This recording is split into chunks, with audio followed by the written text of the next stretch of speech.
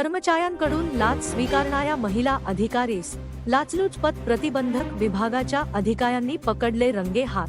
महिला बाल कल्याण प्रकल्प महिला अधिकारीस प्रवास भत्त्याचे बिल मंजूर करून देण्याच्या बदल्यात कर्मचाऱ्यांकडून 54,000 रुपयाची लाच घेणे चांगलेच महागात पडले आहे।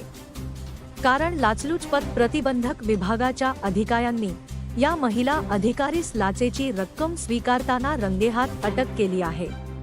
तक्रारदार ह्या पंचायत समिती साक्री अंतर्गत महिला बाल कल्याण केंद्र पिंपळनेर येथे पर्यवेक्षिका या पदावर कार्यरत आहे।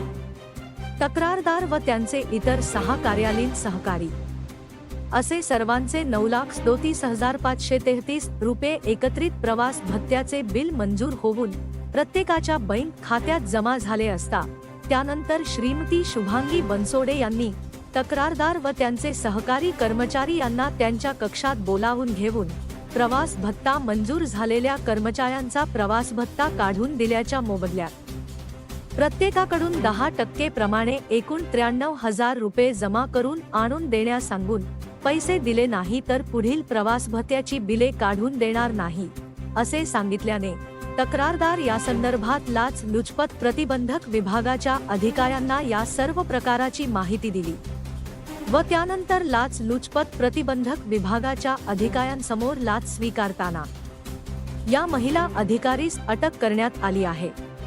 धुळे क्राईम न्यूज साठी अब्दुल रहमान मलिक, धुळे।